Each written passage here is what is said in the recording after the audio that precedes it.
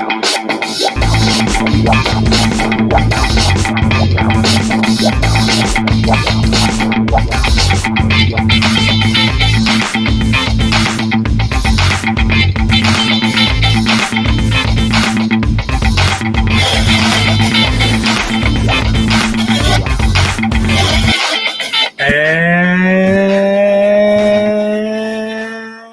welcome to Education, Leadership, and Beyond, Surviving and Thriving. My name is Andrew Murata, host of the show, and it is show number 140. Happy to be on with you. Happy to be live on Facebook. Proud to be a member of the Education Podcast Network, Voice Ed Radio Canada, and certainly part of the podcasts that are happening on iTunes. It's a great community, whether it's Education, Leadership, and Beyond, or another one that motivates you, right? Those podcasts are like your little shows, your little connections. We got a lot of fans, and really proud to have done that. Really proud to be at 140.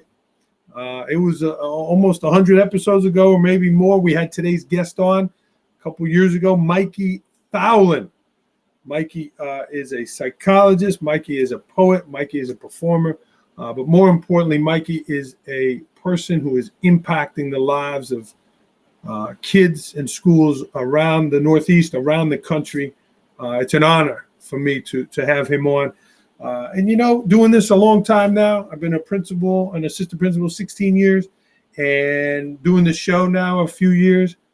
You have people that come into your lives, right? I've had guests on here, and, you know, maybe I haven't connected with them as much afterwards, but then some people come into your lives and they have a profound impact on you.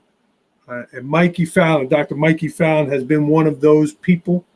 I've seen his performance live 4 or 5 times, and it's impactful. It's moving. For me as an adult, I'm crying at his shows. And really, it's an honor to speak to Mike. So we're going to get to Mykee in a moment. Today's opening concept, and again, if you're watching live, listening live, give us a shout out, give us a hello. But today's opening concept is called Under the Surface. And I was going to attempt to share my screen and get this queued up, and we hit a tech glitch. I can't do it. So if you're watching or listening, when you're done, write it down. Under the Surface. Go to YouTube, type it in, Under the Surface, empathy film. And it's 4 minutes, 3 minutes and 50 seconds. Powerful. We're in a time now, we don't know where people's stressors are. We don't know where people's anxiety are, right? People have those in a regular world, let alone a pandemic. Those are intensified in a pandemic. People's stresses, people's things going on in their lives affecting them. And the Under the Surface film is about, empathy, being empathetic, right? Maybe not approaching your neighbor, your colleague, your friend with so much, right? Taking it back a little bit and taking some off, being more patient, more kind. You don't know if they've lost their job. You don't know if they've lost a loved one. In my community here in Port Jervis, we had a shooting the other night, and a student got shot. And, you know, the impact that has had on families and communities, fear, anger, violence, right? So I try to lead with empathy. I try to have that. And so I recommend you watch the film. I recommend you use it if you're an educator. We showed it to my whole school a couple years ago. So if you're an educator, if you're a parent, show it with your children. And again, I apologize. I wanted to show it today on the program, and I'm not able to do that. So I encourage you to check it out. Go to YouTube, Under the Surface Empathy Film. And I'm going to bring today's guest in right now because Mykee does that in his program. And Dr. Mykee Fowlin, welcome to Education, Leadership, and Beyond, the second time. Yeah. Glad to be back, brother. Glad to be back, for real. Yeah. And Mykee, again, it's an honor to have you on. I've seen a lot of school programs over my time. You are in the Hall of Fame, in my opinion, of people who presented schools. why don't you introduce yourself, right? Tell our audience who you are and a little bit about yourself, and then I know we'll go into more about you during the program and your show. But tell us who you are. Introduce yourself. Yeah. So the best way to describe me these days is an adapter. Um, sometimes I get amazed by my ability to adapt, my ability to take whatever's being thrown at me. And at first I might feel like, I don't know how I'm gonna pull this off, but then to be able to create. So I'm a creator and I'm an adapter. Professionally, my training background's in clinical psychology, but I've used that as a way of understanding groups or understanding teens as the subgroup of larger groups. And I'm passionate about that. I love the way that groups operate, and I love understanding groups as a reflection of the individuals.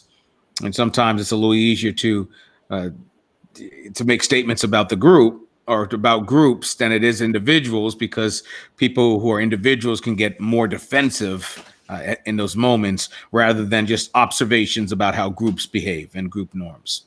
And so that's one of my passions. I have a lot of passions, but that's certainly one of them. Yeah. And I met Mykee through coming to Port Jervis. Again, he's in the Northeast area, but travels extensively and again presents to schools about understanding other people, about understanding the differences. Mykee, what was your inspiration for teenagers, primarily school age kids, right? Yeah, clinical psychology, but why teenagers? How'd you get going into that? Yeah, well, a couple things that happened in high school. One of them was my own struggles and battles with depression and anxiety. And I realized that no matter what I ended up doing professionally, that one of the target groups would be teens who were struggling like I was struggling. Like, I wish I just had someone to simply say to me, and there were people that said it, but not in this way. You are not alone, that we are all going through this mess, this struggle. I think in some ways that's what makes this whole COVID situation feel a lot more comforting, even though 2020 has been a miserable year for many people. There's something about other people going through it with you that lets you feel a little bit less alone. That being said, I also realize that there is a part that we share and experience, but I was also going to school having, not been able to sleep at night because mom and dad were arguing all night, or, I was feeling insecure about my image, how I felt about the world. And at times I was so much in my head processing all these things about the world that there was a way that it was hard for me to enjoy it. And I think one of the groups I wanted to always affect and to always reach out to were those who were similar to me. And that started it. So when I got through some of my real difficult time, like 15, 16 years old, I realized it doesn't matter what I do in college, my focus, my passion is going to be towards teenagers. How can I help them be understood and not judged? And to realize that part of that starts with me sharing about my experiences. Yeah. And you do that in the most unique and creative ways. Here is this big, strong African-American male owning the stage, but then he comes out with these voices and these characters, and he's not afraid to wear a scarf and be somebody different. Where did the characters come from, Mike? And again, if people haven't seen your program, YouTube, go to his website, and certainly book him for your school. But the characters, you feel like after your programming, you feel like the character, right? Like you want to be that person. Where did they come from? How did you create them? That's so a lot of them get created out of part my own experiences and then also experiences of other people have shared their stories. And then I typically can combine multiple stories into one character. But I started to realize something that was more challenging during this time. Like, the part of the challenge was, if I'm on stage and I'm live and here I am, a guy, and I'm playing a female character, it's easier to pull it off when I am live. Yeah. I knew that I didn't want to approach it on video or on virtual in the same way.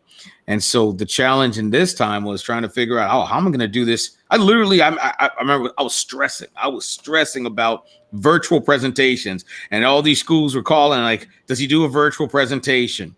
And I was like one of those things like, yeah, I do. I don't know what it's going to be, but I do, and so I started creating. And what I realized is that I'm so intimately connected when I create a character that I could wake up in the morning and I can walk through my day and respond as the character. I imagine the character respond to whatever is happening. And so, so a buddy of mine said to me, he said, well, why do you have to be beholden to any monologues that you've done before? Your characters are living, breathing. And I was thinking this already. And it struck me that, yeah, my characters, because I had one of those panics because I hadn't done my show since March. And I was like, I can't remember how this monologue went. What am I supposed to say? And then I stopped myself. I have this self-talk and I'm like, who cares? You can't remember it. Most people can't remember what they ate for breakfast yesterday. That's all good. Just speak about what's happening in the world. Speak about what's happening in teenage life. Speak what's happening in your own life and allow those characters to take hold of that. And, that's the part I was saying about the adaptation. It was almost seamless. It was kind of cool to do that. But that being said, there were characters I'm like, I'm not going to do virtually on video. It just comes off. I don't want people to be offended or think like, oh, what's he doing here? And so I had to find and dig deep into other characters, which was cool too. Okay. So tell me, Mykee, again, normally he's got 1,500 kids in front of him and he's got them, right? He builds out, he's got the audience. How do you build a rapport with a computer screen? Yeah. Okay. So here's something I found out. I realized that in this time, because sometimes I'll speak to a school where I can see the audience. They sit them down and like I was last week, I did 6 presentations to this private school out in Hawaii. And they had the students in that auditorium setting and they put a camera right below the screen that I was performing. So I'm looking at them like I'm on stage and I'm doing a presentation, but they all have masks on. And then prior to this, I do these presentations. Like typically for me, if I do 2 presentations live, I'm fine. It's easy. Doesn't even make me feel tired. If I do 3, it's definitely feeling that a little more sleepy. When I do 1 virtually now, it's like I'm shot. I need time to recoup. I need to figure out how to pace it differently, take care of myself. And I was sharing that with my girlfriend, and she said to me, have you heard about, she goes, that's a real thing. Have you heard about Zoom fatigue? And I was like, oh, she's like, yeah. She's like, well, I read this article, and it's the fact that we are social creatures. And so, and even if we are just speaking to a screen, our brains are trying to connect. Our brains are trying to figure out, I just dropped this joke. I don't see anyone on my screen, but I'm supposed to now pause as if people are laughing. But my brain is searching. Where's the laughter? Where's the laughter? Or I'm saying this very emotional story from my own life or from something that I experienced from someone else sharing a story, and I can't get the same feedback. And my brain is just constantly trying to find that feedback. So I become a little more tired, and I think in this virtual presentation, what I had to do was just pace myself differently. Like I couldn't just put all of it at the beginning out. I had to pace it. But what I found that was kind of strange, I said this to another friend of mine. I said, it's weird. Like most of the times I don't see any audience. And I still am getting very emotional when I'm doing these monologues towards the end. I'm talking about parts of my own life and I'm really getting this emotions coming out. And I was like, I would say I'm freaked out by not talking to an audience, but it just goes to show that I spent a lot of time looking in the mirror and talking to myself, And so for me, it was the transition of like, okay, speak your truth. It doesn't matter who's listening. Somebody's out there who needs to hear this. And I think that's what I look at it as. That's interesting, Mykee. And again, right, your message is so powerful. Again, if you're watching live, I invite you to join us like Mykee said, right? Feedback and let us know you're here because your voice is impacting people. Mykee, how about right at the end of the show? There's a long line. They want to say hello. They want to thank you. They want to hug you. And you're able to again help more others, right?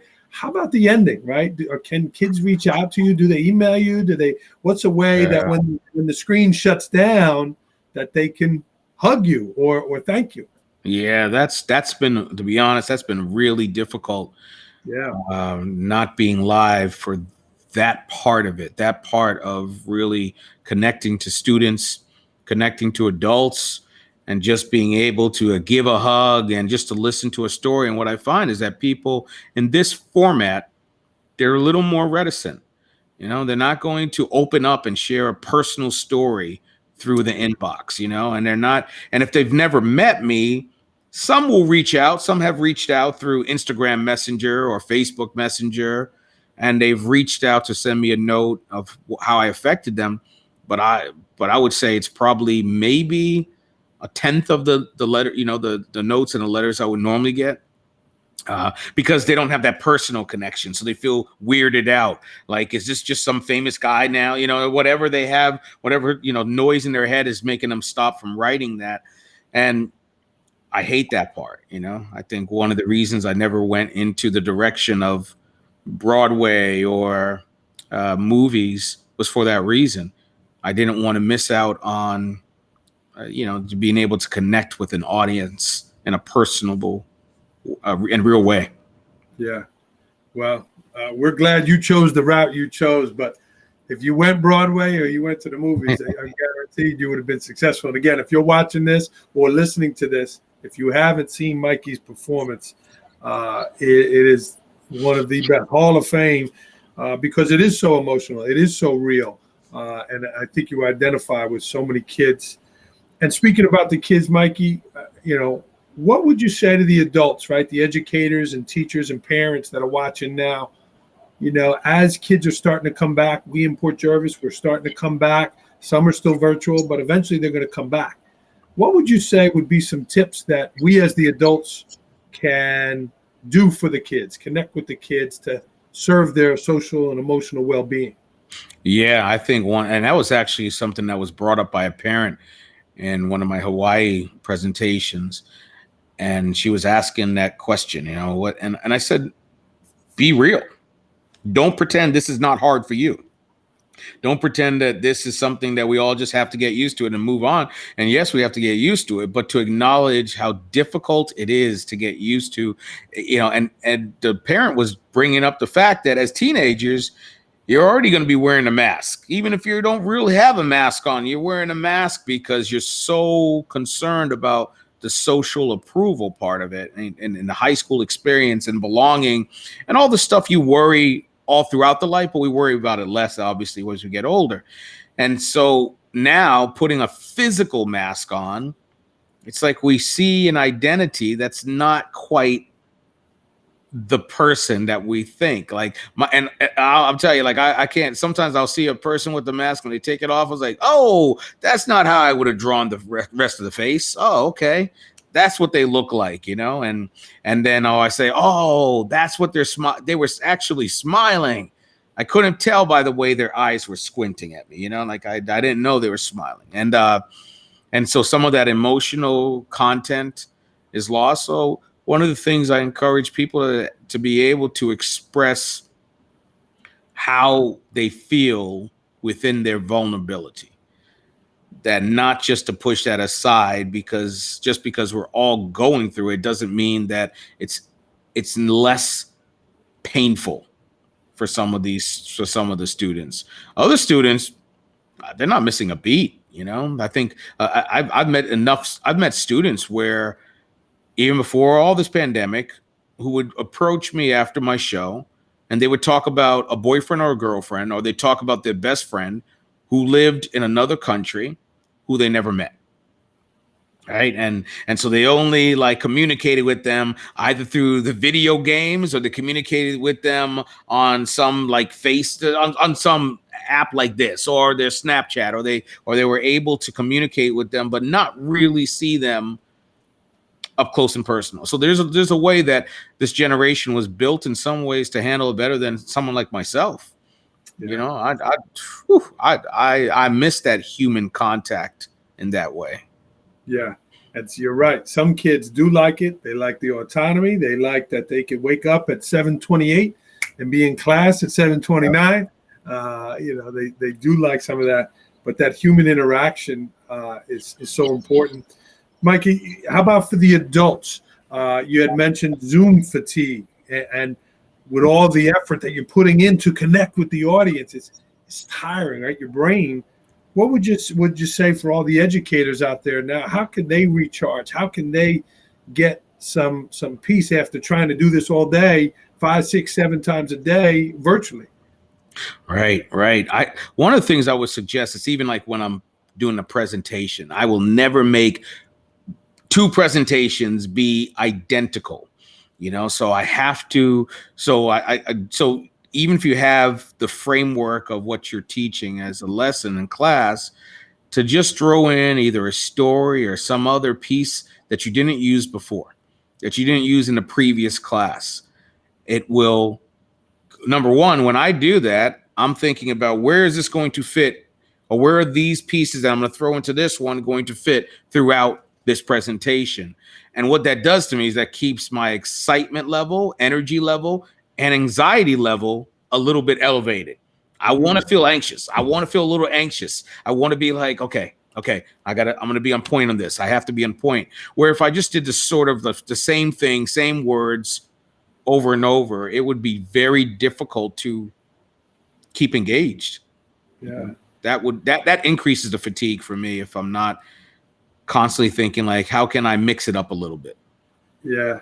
And it's interesting to hear you say that, Mykee, when we were all virtual, right? And I'm in my attic now in my home. And when I was coming up here to go to school, you didn't have to be on, right? When I'm at school, I have to perform. I have to be out and about, and that anxiety, or as you said, anxiousness to be at your best wasn't there. So I understand what you're saying. That's interesting. Yeah.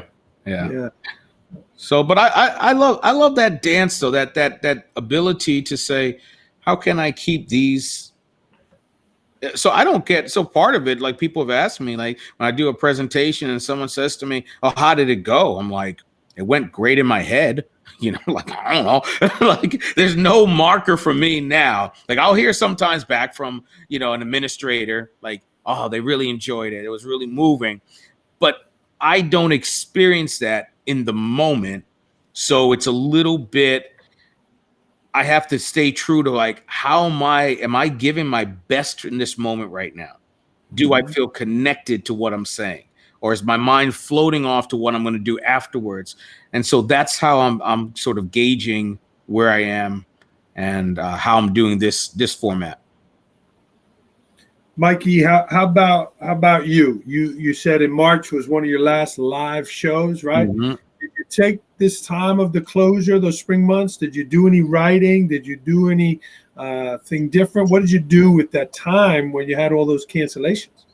Yeah, I did some writing for sure. I did some essay writing. I'm more in the format of essays these days, although I wrote a new poem for the virtual presentations. But I'm kind of like in more of an essay mode and just observing what's happening, in society at large, and trying to figure how to get the discussion to continue as opposed to just picking a side and then regurgitating whatever that side is supposed to say.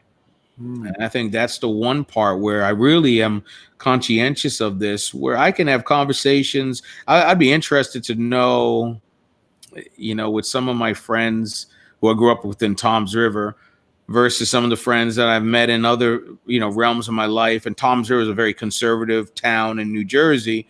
And, when I see, what I realize is that when I see discussions happening, like on some of their Facebook pages, for example, that they don't really have too many people outside of their circle of thought. And when I see people that I either went to graduate school and who are more liberal and progressive, they don't really have too many friends outside of their circle of thought. So I feel like my duty is like, how can we how can we find something in common that can not necessarily make us not change our opinions, but make us understand the conversation a little bit better, you know? And I so in some of my essays, you know, I was just writing about, you know, how to so the conversation that was happening was when George Floyd was killed, and some of my friends from high school were making comments like, how come they care about George Floyd but not what's happening in Chicago, which is kind of a talking point, you know? And so I wrote this essay about seals. So seals in Alaska have been raping king penguins, female king penguins. And it's an interesting thing that's been happening, but it's been happening more recently. And the story with it is because these seals, because of human beings taking away their food source and like overfishing, that they're hungry. So they've been coming onto land and attacking these penguins because they're hungry and they're more aggressive, right? And so I'm looking at this and I'm talking about this. And what I say at the end is like, now I know some of you might say, why are you talking about seals raping penguins? Don't you know that girls and women get raped more? And I was like, I know. But talking about seals and penguins, because this is a problem too, right? That you can hold both. You can hold George Floyd, you can hold Chicago, and you don't have to pick a side on that. That you can say, yeah, we have to care about all of this. But right now, I may want to focus on seals and how to stop this problem, you know? And so, you know, just finding a way where people will be able to hear you if you're willing to use different examples that are not what you can turn on in any of the news channel. Mykee, you are one of a kind, and your message, your voice, we got to continue to get it out there. Have you ever thought about a TED Talk, Mike? You know, this wasn't on our question list, but just listening to your message, like, is that something? Is that a goal? Yes. In fact, I just probably have to keep checking my email with it, but probably a month ago or so, I just applied for a TED fellowship. You know, I'm trying to see if I can get into to do a TED Talk. Like I would love that for real. Yeah. Well, and there's been some chatter with some stuff locally here. Again, how do you do it now? But some schools are hosting, right? They're not the TED, but they're the TEDx, right? So if we could get you in, but you have so much to offer. I really, you know, I mean, even the thing about the seals, it's just, you know, I want to help you get that voice out and really that impact. I've said it a couple of times. If you're watching live, you're listening, please check out Mykee and what he's doing and helping kids and have them come speak at your school, because it really is impactful. And I thank you for your message, Mike. Mykee, what else? Self-care, right? You're a psychologist in helping people. I have staff coming back. I have kids coming back. You gave a couple tips, but again, self-care. What are some things that you would recommend for people getting back into schools, getting back into their routines? Anything else would you recommend? Well, that self-care in general, like I've been doing a lot more. That's one of the things I also made a point to do. And this summer, as things were going, I said, well, now I have no excuse, whether it is doing trainings with my guy who owned the gym or getting a massage. It's hard to take that time to say, I need to take care of myself. It is. It's one of those things. It was funny when I was married. Tessin, my former wife, she had said to my mom, because my mom is like constantly going. Like she's nonstop, you know, is used to working hard. And even though she's 78, she doesn't want to stop. And Tessin was just like, you know, Joyce, you need to slow down. You need to just breathe. You're not even breathing. Can you just stop for a second? And she's like, I want you to breathe. And no joke, this is my mom. She goes, okay. And then she just took off again, you know, and that's like, and so I know I've seen it in my parents, the way they've always gone. So I have to like slow it down. And I've been conscious of that. So I do these things, like I'll start working on a puzzle, for example, or I will buy things that is deliberate things, right? So learning a language, trying to learn a language, trying to learn another language, trying to be there. So you're just in a moment where there's no way to rush that process, right? So part of that helps me to release some of the angst of sort of speeding through and how can we get through this as fast as possible. And I think the other thing of just for even educators, that when you are in this moment, that's really turned things upside down in a lot of ways. That, I mean, I feel for you, because here you are, that the format is so different. You're not sure how long this format is going to last. Is it going to be the same format next month? And if it's not, what it's going to look like then? So we're future living, and we're not being present, right? So to always say, well, that's going to happen if it happens then. It's not happening right now. And I started to realize that when I start getting anxious, it's all because of what's going to happen if this doesn't work out, or if this payment doesn't happen, or if this school doesn't book me. And I remind myself, take a look outside. You think the birds right now are worrying about it? They don't seem to be worried about it. They're going to do the same thing tomorrow. They're going to go and look for their food, fly back to their nest, go out, look for their food again. And it says, like, I think you're going to be okay. You know, you're going to be okay. And figuring out that if you're not okay in this moment and the comforts that you have, that you're still going to be okay, because you're somebody who's going to find a way to make it work. And you open the show with that, right? The power of adapting, the power of changing. And a couple of my friends say, hey, it's, the 2.0 version, the 3.0 version, right? That they're changing. So that power of adaptation. 100%. Mykee, we're going to get to rapid fire here. These are quick questions. The first answer that pops to your head. But before we do that, was there anything else that you wanted to share? Again, your line of work having a deep impact on people.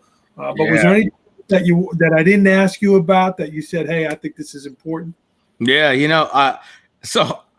here's something else that I've done for self-care. So I've been looking at, and I've been doing this for years, where I'll look at something that either I'm doing in the world, or just a behavior, or something that's happened, and try to figure out what is the lesson in this. All right. So months ago, I think it was like around April, May, I was, my landscapers were over, and the guy who owns the company, Bob, he was like, all right, Mike, what do you want to do this year with your little flower bed here? You obviously don't like taking care of flowers or planting flowers. And I was like, yeah, man, you got to give me something else. I can't do this. He's like, all right, how about some river rocks? Put some river rocks. It's low maintenance. You don't have to worry about it. I said, cool, I'm down with that. I don't have to do anything. That's cool. Because I looked out like at my neighbors, and they really get into the lawns. They really get into their lawns, and they're planting little shrubs and flowers. And I'm like, that is not me. I respect it, but I just think like we join this, we're in this life, and we accept a certain level of absurdity. And sometimes when I see people just so proud of their lawns and their flower beds, I just think this is so weird. This is absurd. And so I was like, I'm all good with the river rocks. And then, so I go out, my girlfriend's over. I said, I got to run out, get some food. I'll be back. And I come back, and she's like, oh, the guys were looking for you. They just wanted to see if, they did a good job. And they said, it's all done. All you have to do is every other day, just make sure you water the river rocks. And I was like, what are the river rocks? I was like, I wouldn't ever think about that. I thought I didn't really have to do anything, And he's like, no, they're river rocks, so they need water. And I was like, cool, makes sense. Okay, yeah, all right. And so a couple weeks later, I get food with my daughter. I come back in, I go, hey, Saskia, your food's here. Daddy's going outside to water the rocks.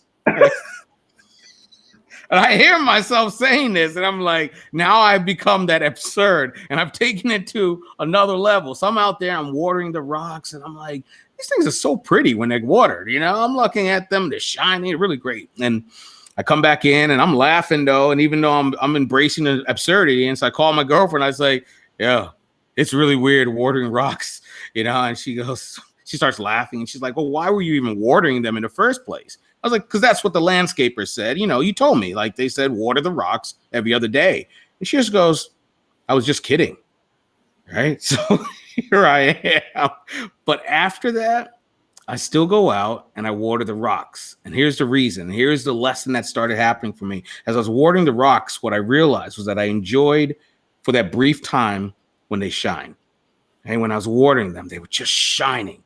And it was something that I was doing to make them shine. And they go back to their state after. And I felt like that's what I do when I go to schools, right?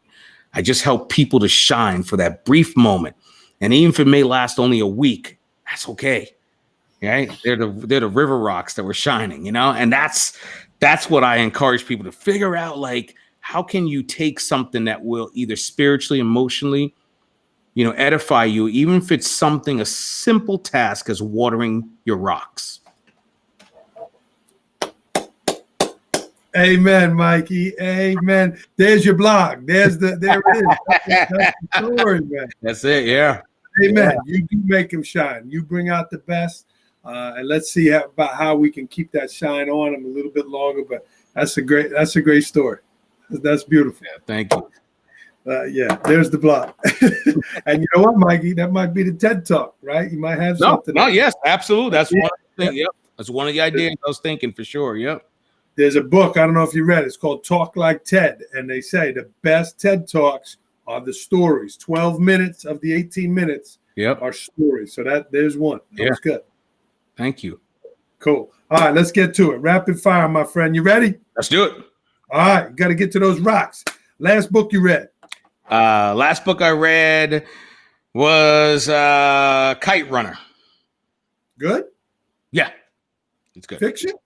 It's fiction, yeah. It takes place. I haven't read many books that take place in the Middle East, and that's one of them, though. Yep. Check it out. Last movie you saw? Last movie I saw, what did I see? I saw this movie Tenet, which is out now in the movie theaters. I had to, went to a movie theater, saw this movie Tenet. It's by the director Christopher Nolan, who did the Batman series and also Inception. Yeah. I'm gonna divert off my rapid fire.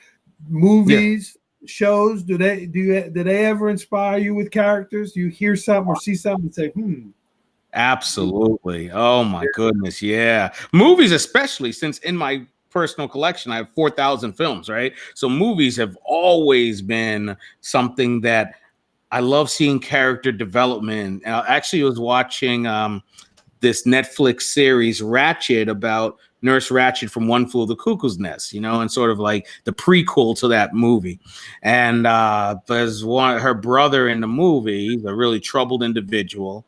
And he's faking to have schizophrenia, but the monologue they created for him and the way he was connecting thoughts, it was just like, yes, I would love to create a character with schizophrenia and be honest and truthful in a way where you're like, whoa, how did you get there? Oh, wow. And just like when I watch movies or shows, like a lot of times I really look at them through two different lenses. One is entertainment. The other is, what can I learn as a performer? Yeah. What can I take away from it? Amen. Favorite place to travel?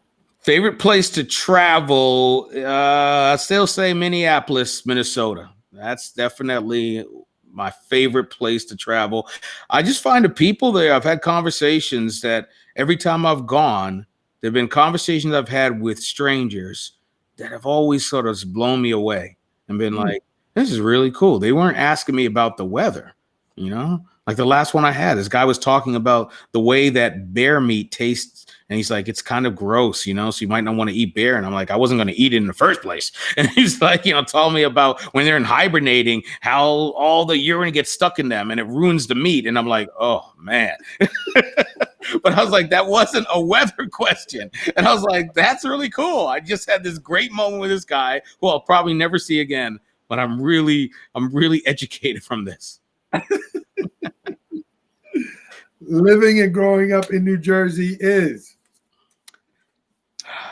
Wow, that's a good one. Living and growing up in New Jersey it shaped me to be kind with an edge.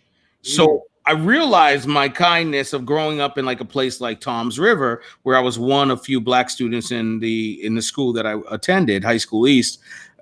So that's where the kindness, in that I realized if I was kind to people, they didn't have the same stereotypes that they may have about the aggressive black male that they thought I was going to be, you know? And so that kindness happened. But then when I travel to states that are known to be really kind, like I'll go to some places in the Midwest or the South, I'm just like, why are you smiling at me? You know, like here I am encouraging people to smile at strangers, and I'm looking at people like, why are you looking at me? You know, why are you smiling at me? And so I have that New Jersey edge for sure. Okay. You talked about your passions today, different things, something that really motivates you. Discussions. I would say that what's not really motivating me was discussions that I have with people that allow me to grow, like pushes me to look in the mirror and to really ask myself, like, how can I, you know, maybe just be better at seeing this thing. So I'll give you a quick example of this. I have a friend of mine who was listening to me to complain about turkey vultures. And sometimes we get turkey vultures, and especially in the fall, that fly around my home. And I was just like, they're so ugly. They're just ugly creatures to me. I was like, oh, they actually give me like nightmare ugly. You know, I'm just like, oh, they're ugly creatures. And then one day, I guess because I put that out to the universe, this turkey vulture drags the carcass of a doe from the street into my yard. And for 3 days is eating this carcass. I'm angry. I'm like afraid to go out because I'm afraid the turkey vulture is going to kill me. And I'm just like looking at this. I'm like, wow. And then my friend, I was saying this to her, and she was just like this. She's this gentle soul. And she just looks at me and she goes, yeah, Mykee, they're not the most attractive creatures, but did you know that they only feed off the dead, that they don't kill anything? And so they take care of the dead and its decay so we don't have to smell it. And I was like, wow. And she goes, and even better than that, she goes, they have amazing stomachs, so they can eat anything and they won't get sick and they won't die from it. And then when they poop, it's bacteria free. And I was like, wow. And I'm looking this up, and sure enough, only creatures to have bacteria free poop. And I was like, as ugly as they are, and then again, here's the connection to people, that not everyone's meant to speak on stage. Not everyone's meant to create the next vaccine or to be the next NBA star. But maybe what we do is take all that sadness, all that death, all that decay, and we turn it into something that's more pure, right? And that's like, I love when people share a story to make me be more compassionate than I was prior. These stories are powerful. You're a storyteller, your performance. Your friend Joanne Cropper here, she wants the royalties off the rock story, but the turkey vulture story, that's another one. That's good. How about something that gets under your skin, Mykee? What's a pet peeve of yours? Ooh, pet peeve of mine. Yeah, I have a few. Like, I would say one of my pet peeves is when I'm having a discussion and somebody treats me as if I'm stupid, you know, like that. That's definitely a pet peeve, and I can get a little bit defensive for sure, based on that, and I get a little prickly, you know, and so that would be definitely a strong pet peeve. Well, like one of your shows, they don't know you until they know you. Yeah. Shame on them. I know I've connected with my audience when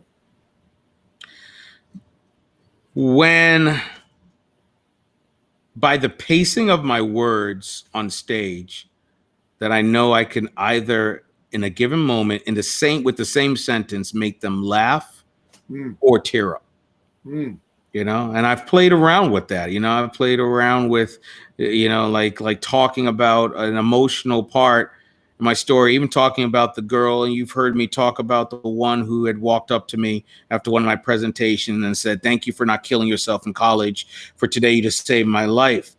Well, sometimes I'm describing it. I don't want people to be so stuck in the emotional intensity. It's already given with the emotions in that story that I'll say, you know, and she's walking up and she has the whole works going for her, the tears running, the makeup flowing down her face, and the snot pouring out, you know. And so as soon as I say that, it's this brief moment of like a laughter, which allows them then to feel the intensity of the next words that the girl says, you know, that our emotions, you know, it's our our crying is not the opposite of our laughing. It's actually very close to each other.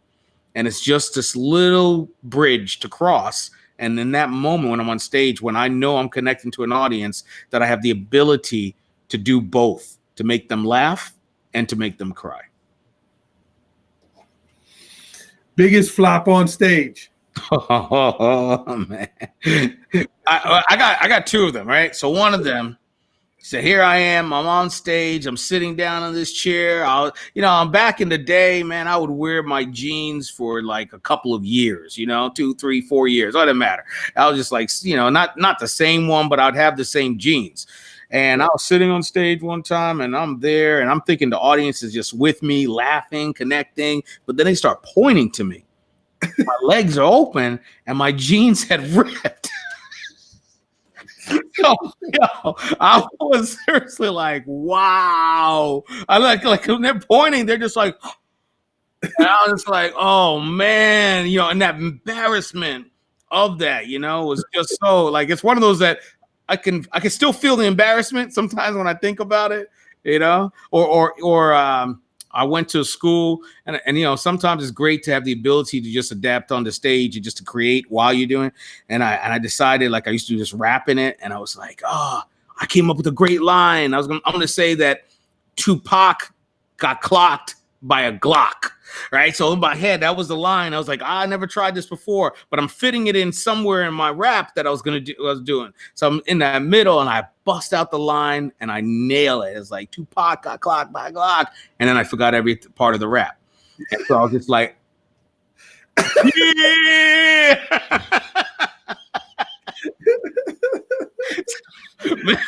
Man, yeah, those are really embarrassing moments for me, though. Well, thousands of time on stage. We're going to have a few that don't go our way. Mykee, Again, we know you're a great creator, right? I believe we all have a book in us. We talked about a TED Talk, but I believe we all have a book in us. What would be the title of your book? It Got Me to Thinking. That's the title. It Got Me to Thinking. Yeah. A lot of these, I mean, what you said about the vulture, right? You're finding these discussions. I mean, that's great. Something about Mykee Fowlin that people don't know about. Let's see. Well, I'm trying to think of something that's good that I usually don't share in the audience. Okay, so I start, people know that I'm a collector when I say I got 4,000 movies, so they know that. But I collect, and my girlfriend, she will try to make it to say I'm a hoarder. I'm not a hoarder though, okay? I know the difference, right? I'm a collector. And so I get these fascinations of collecting things. So it's easy to please me. Like if you just buy me a new lighter, like not like your Zippo lighter, but something funky, cool lighter, and it could be a Zippo lighter, but not your Bic lighters that they used to have there. Like not that, but I mean something like I have some cool lighters that light, like literally the actual lighter, like brings this light, has like some are watches and they look like a clock or a watch, but when you open it up, it lights. I have one it's a prank lighter where if you try to use your finger to flick the flame on it, it's actually shocks your finger. And so like I just love collecting lighters. Interesting. That is interesting. All right, if you're watching, you like Mykee, next time he comes to your school, we're gonna have to remember that, Mykee, next time you come back. And how about the last one here? Best advice dealing with COVID that you practice, but best advice that you could say about this time and the COVID and the shutdown and all of that. Yeah, the best advice during this time that I probably give, and with the COVID thing, besides make sure you're physically being safe. I think it's really taking care of your creative self so that the days don't just blend into each other. And that's been the hardest part for me. I'm used to like slowing my days down because each day I was at a different school. So I was able to tell you where I was yesterday was quite different than where I am today or the next day. And what I found, this is one of the first times in my life where I started losing track of what, like a Tuesday, was no different than a Thursday. And I've never been that. I've never had that experience. So one of the things is to try to track your days where maybe on certain days you will do things that you will not do on those other days, just so to slow it down so you can still feel like, yeah, I know everyone wants to be like over 2020, but the quicker you get over 2020s, the quicker you get closer to your end as well, you know? And so I don't want to just like ignore this year and not take the lessons that I can learn, or, you know, the relationships that I can connect to. And I've been doing a lot more of that, connect to people where you don't have the excuse. I don't have an excuse anymore. I don't have an excuse. If I can't see them in person, I can certainly pull up my computer and I can have a Zoom chat with them, which has been cool, which has been really cool in that way, because I don't have to feel like, oh, all right, I need just to see them if I go out with them, that I can connect with people from across seas and still feel like we're in each other's presence. Amen, brother. You did a great job here on the show. Again, your second time. And really, Mike, it is an honor for me to have you on. You are great at what you do. How can people get in touch with you or see some of your content or learn more about you? What would be the best way for them to do that? Yeah, I guess the best way to really reach out would be, to see my content would be my website, and that's Mykee, Mykee, Fowlin, Fowlin.com, MykeeFowlin.com. And using that for Instagram, it's Mykee Fowlin, Twitter, Mykee Fowlin, and then Facebook is Mykee Michael Fowlin. And those are the best ways. Cool. Well, we're going to wrap this up. Again, I'm at Andrew Murata 21. This is Education, Leadership, and Beyond, Surviving and Thriving. And again, Dr. Mykee Fowlin. Great stories, Mykee. The shiny rocks, the turkey vulture, really just great. Stay on the line a second, Mike. I see my girlfriend, the clown, riding in that little block. Okay, yeah, I'll give you royalties. She's spot on with that, man. Give it a right there. We'll head on out here. Again, Dr. Mykee Fowlin signing off here on Education, Leadership, Beyond. Thanks so much, everybody, for tuning in. Thank you, brother.